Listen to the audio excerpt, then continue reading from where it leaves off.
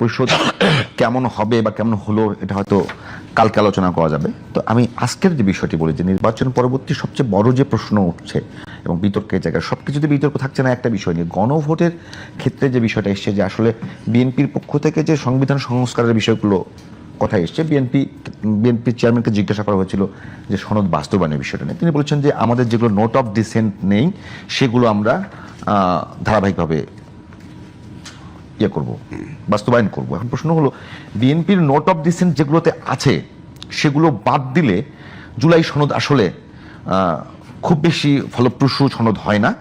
এখন প্রশ্ন হলো গণভোটের পরেও কি বিএনপির সেই সুযোগটা আছে? আছে। কিভাবে?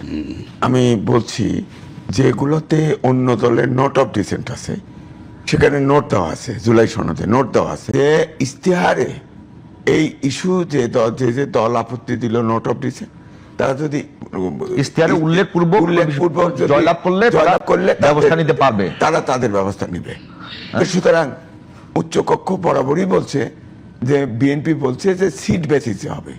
আর জুলাই সনদে প্রধানমন্ত্রীর যে মেয়াদ সেখানে দুইটা সেখানে বিএনপির নেই, আপত্তি করে নাই, তো আপত্তি করে নাই। আর যদি বলছি উচ্চ কক্ষের বিষয়ে, হ্যাঁ অনেক জায়গায় সংখ্যানুপাতিক নিয়ে আমি বোঝার জন্য এরপরে রাজ্যকে আমি আপনাকে, আমার কাছে আছে, আমি আপনাকে দেখাচ্ছি ডকুমেন্ট, তাহলে আপনি পরিষ্কার বুঝবেন, একদম পরিষ্কার। ওকে, হ্যাঁ আপনি দেখেন, আমি বলতেছি উচ্চ কক্ষ দেখেন। হ্যাঁ উচ্চ কক্ষ, এই যে উচ্চ কক্ষ গঠন, মূল কথা আছে 18 নম্বর অনুচ্ছেদে আছে, নিম্ন কক্ষের নির্বাচনে প্রাপ্ত ভোটের সংখ্যানুপাতিক প্রতিনিধিত্ব পদ্ধতিতে উচ্চ কক্ষের 100 জন সদস্য নির্বাচিত হবে। পাশে কি লেখা আছে? আচ্ছা, পাশে হলো সবগুলো দল, 24টি দল একমত।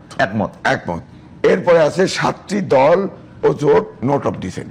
তারপরে নোট হলো নোট দিছে এখানে। অবশ্য কোন রাজনৈতিক দল বা জোট তাদের নির্বাচনী ইশতেহারে উল্লেখপূর্বক যদি জনগণের ম্যান্ডেট লাভ করে তাহলে তারা সেই মতে ব্যবস্থা গ্রহণ করতে পারবে। ওখানে কি 21 নম্বর আছে? কোথায়? যারা নোট অফ ডিসেন্ট দিয়েছে, বুঝি নেই। নোট অফ ডিসেন্ট যে কজন দিয়েছে, তবে তো 21 নম্বর হলো বিএনপি নাকি? না, নোট অফ ডিসেন্ট হলো দলের নাম উল্লেখ করে নাই, কিন্তু 21 নম্বর আছে, নাম্বারের দল আছে, আপনি দেখেন নাই? কি বুঝি পাশে কতগুলো নাম্বার আছে না, এই যে 12 13 14। না, পরিশিষ্টের না নোট অফ ডিসেন্ট যা দিয়েছে কয়টি দল? 7টি দল। 7টি দল নাম্বার বলেন। 7টি দলের নাম উল্লেখ করেন। নাম্বার আছে এখানে, নাম্বার তো বুঝবেন না। এই যে পরিশিষ্টের ক্রমিক নম্বর 1 16 17 21 মানে বিএনপি আছে, বিএনপি আছে 21 মানে বিএনপি, এটা শেষের দিকে। আচ্ছা, তাহলে তার মানে তো ক্লিয়ার যে বিএনপি এবং আমি এই পর্যন্ত থাকি। তার মানে বিএনপি ওখানে নোট অফ ডিসেন্ট আছে এবং বিএনপি ইশতেহারে উল্লেখ করেছে যে তারা উচ্চকক্ষ সংখ্যানুপাতিক হারে করবে না। বিএনপি যেহেতু জয়লাভ করেছে, শুধু জয়লাভ করে নাই, ব্রুট মেজরিটি পেয়েছে, তারা পাওয়ার পরে এখন তাদের তো আর দায়বদ্ধতা নাই, এই জুলাই সনদ অনুযায়ী নাই, এটা তাদের ইচ্ছা। কারণ এখানে তো বলে দেওয়া হয়েছে নোটে যে ইশতেহারে দিছে, এবং যে সব জায়গায় নোট অফ ডিসেন্ট দিছে বিএনপি, প্রত্যেকটা আমি দেখছি প্রত্যেকটাতে এই উল্লেখ আছে এবং এইটা বলা আছে, নিয়ে যেতে পারবেন না, দেখেন। আমি নিয়ে যাবো, আপনার কি করবেন? না এই বই আমি, আচ্ছা এই বইটা আমার কাছে 10টা আছে, আপনাদের দুজনকে 5টা দেওয়া হবে। চিন্তা করতে এবার কি আমি বলবো কিছু? বলেন প্লিজ। এইটা হইল সমস্ত দলমত নির্বিশেষে তারা আলাপ করছে। এটার ভিতরে 84টা সংশোধনী আছে। ওকে, এটার ভিতরে এত দল বলার দরকার নেই, কোনটা আপনি একমত হয়েছেন, কোনটা দ্বিমত হয়েছেন, আমি কোনটা একমত দ্বিমত, এগুলো মার্ক করা আছে। ঠিক আছে। এইটা নিয়ে আমরা ঐক্যমত্যে আসতে পারি নাই তো, না পারি নাই বলেই তো গণভোটের সিদ্ধান্ত আসছে। গণভোট তো এমনি আসতো না, এইখানে যদি সবাই এগ্রি করে ফেলতে পারতো এই দলগুলা, আমরা তো এগ্রি করে গণভোটে যে 4 দফা দিয়েছে সেখানে তো নোট অফ ডিসেন্ট বলেছি তো, আমি বলি অর্থাৎ এখানকার নোট অনুযায়ী আমি বলতে ক্লিয়ার করতেছি, এটা একটু বোঝার জন্য। আমরা এখানে একমত হই নাই বলেই ফাইনালি গণভোটের প্রশ্ন আসলো, যেটা গণভোট, এটা হলো উকালতি আর্গুমেন্ট। আরে গণভোটের কথা হলো এখানে নোট অফ ডিসেন্ট আছে, এটা গণভোটে মানলাম তো, ডিসেন্ট সবাই তো গেছে, কথাটা বুঝতেছেন না কেন? এইটা আমরা ঐক্যমত হই নাই বলেই তো গণভোটে গেছি নাকি? না, তাহলে গণভোটের দরকারটা কেন? গণভোটে যে কোনো ইস্যু, নরমাল প্র্যাকটিস যেটা, আগে সংসদে যে কোনো আইন যদি ইম্পর্টেন্ট হয়, আলোচনা হয়, এটা পাস হলে না হলেও গণভোটে যেতে পারে। এটা আরে ভাই, জুলাই এটা তো সনদ, আপনি কইতেছেন, এই যে আদেশ, এটা প্রেসিডেন্টের আদেশে 4 দফা করে দেওয়া হয়েছে। আমি কিন্তু বহুবার বলছি এই আদেশটা যেহেতু আরে, সংবিধান জীবিত, এই আদেশটা অবৈধ। ওনার কথাটা আমি বলতেছি, সুতরাং গণভোট অবৈধ। ঠিক আছে, গণভোট অবৈধ। অবৈধ। তারপরে জাতীয় নির্বাচন কি রে, জাতীয় নির্বাচন বৈধ? গণভোট অনুযায়ী তো জাতীয় আচ্ছা, নির্বাচন। আমি আমি শেষ করিনি। এখন আপনি বলছেন এখন রাজাকে বলেন যে এইটা- তাহলে গণভোট না, না, অবৈধ। আমরা একমত হইতে পারি নাই বইলে গণভোটে গেছি। গণভোট কেউ চাইছে আগে নির্বাচনে, কেউ চাইছে একই দিনে, ফাইনালি একই দিনে হয়েছে।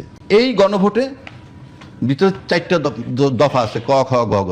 ওইটার ভিতরে কিন্তু 84টাই ঢুকানো, সব ঢুকানো আছে। এই 84টাই ঢুকানো হয়েছে, ভেরি সিম্পল, 84টা ঢুকানো আছে। ওকে ওকে। তাহলে আমি এখন গণভোট দিতে গেলাম, হ্যাঁ আর না, হ্যাঁ অথবা না। গণভোট আইনে নাই বলতেছেন, আমি তর্কের খাতির ধরে নিলাম মনার খাতির, কিন্তু আমরা রাজনৈতিক দল কিন্তু মানছি গণভোটে যাব, তার সাথে জনগণ সম্পৃক্ত।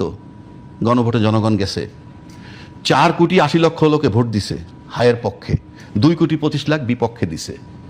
তার মানে এটা আমরা সবাই মেনে নিছি, দল মত নির্বিশেষে। আপনি লিগ্যাল হোক ইললিগ্যাল হোক, আমরা মেনে নিছি।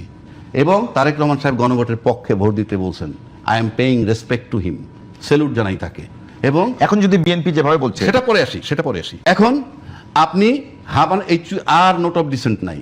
গণভোট যখন হয়েছে, এখানে নোট অফ ডিসেন্ট আপনি হয় গণভোট টাচ করলে এটার পক্ষে থাকবেন, টাচ না করলে অন্য কথা। এইবার আসেন দলীয় ম্যানিফেস্টো। তাদের একটা দলীয় ম্যানিফেস্টো দিছে। দলীয় ম্যানিফেস্টো তো শতভাগ জনগণের নয়, তর্কের খাতিরে ধরে নিলাম। ওনারা যতগুলি ভোট পাইছে অত পার্সেন্টই তর্কের খাতিরে ধরলাম। আপনি তো আমার উপরে চাপাইতে পারবেন না, আপনার তো দলীয় ম্যানিফেস্টো, এটা তো বিএনপির রাজনৈতিক ইশতেহার। সুতরাং জনগণের জন্য আপনাকে এটার মূল্যায়ন করতে হবে। এখন 2/3 মেজরিটি আপনি পাইছেন, আপনি পার্লামেন্টের সবচেয়ে বড় ক্ষমতাধর। এখন আপনারা বলছেন হাতে ভোট দিতে, জনগণ আপনাদেরকে বিশ্বাস করে হাতে ভোট দিছে। এখন যদি আপনি এটা কার্যকর না করেন, কিংবা আমরা নোট অফ ডিসেন্ট দিয়ে রাখছি ওইটি করব না, ওইটা না করার, এটা না গণভোটে অবজ্ঞা করা, সেম সেটা আপনারা করতে পারেন। করলে দেশ জাতি অন্য দল কিভাবে নিবে সেইটা অন্য, আমরা দেখব কি কনসিকুয়েন্স হয়। কিন্তু once it is accepted by you, আপনি হাতে ভোট দিতে বলেছেন, জনগণ হাতে ভোট দিছে, এবং 4,80,00,000 ভোটাররা ভোট দিছে। 4,80,00,000 ভোটার কিন্তু এটার ভিতরে সব দলের ভোটার আছে। আমি বুঝতে পারছি। একটা বিষয় একটু রাজ্যকে জানবার জন্য আমি একটু বলি। আপনি বলবেন এটা এই শেষ করে নেই, তবে শেষ টাইম জান না রাজ্যকে একটা বিষয়, যদি মানে বা জুলাই সনদ বাস্তবায়ন না হয়, সেক্ষেত্রে কি জুলাই অভ্যুত্থান, তার পরবর্তী 18 মাসের সরকার এবং নির্বাচন, এই কোনোটা কি কোনো প্রশ্নের সম্মুখীন হয়? আপনি যদি আমাকে প্রশ্ন করেন, আমার বিবেচনায় প্রশ্নের সম্মুখীন হয়। কেন আমি বলি, কথা বারবার বলছি, এখনো বলছি, এই যে আমরা নির্বাচনটা করে ওত্তার নিলাম, আমরা কিভাবে ওত্তার নিলাম, কোন আইনে, কিভাবে, কোন সংবিধান নিলাম, আমরা বসলাম তো। এই জন্য এই বিতর্ক এখন আর দরকার নাই। সরকার হয়ে গেছে, ভোটের আলোকে সংস্কার হবে, ভেরি সিম্পল। যদি যে প্রবণতা দেখা যাচ্ছে, সেক্ষেত্রে গণভোটকে যদি আপনি না করেন, অবজ্ঞা করেন, তাহলে আপনার একটা সিম্পল প্রশ্ন আসবে না যে আপনি এত বড় দল। আপনি শেষ, আপনার টাইম শেষ। আপনি যদি বলতে চান যে কালকে ওই যে গণপরিষদ, জুলাই সংবিধান সংস্কার পরিষদের সদস্যদের শপথ এবং জাতীয় সংসদের সদস্যদের শপথ দুইটা একসঙ্গে হবে, তো এটা নিয়ে, এইটা না হওয়া পর্যন্ত আপনি চলবেন কিভাবে, এটা আমার প্রশ্ন। আগের সংবিধান দিয়ে, আগের সংবিধানে তো জুলাই 2026 ফেব্রুয়ারিতে হয়তো নির্বাচনই নাই। এটাতে আছে। এটা সংস্কার আপনি ঢুকলেন, এই যে এখন আপনার গণপরিষদ হিসেবে কাজ করেন, কিংবা সংবিধান সংস্কার পরিষদ হিসেবে কাজ করেন, কইরা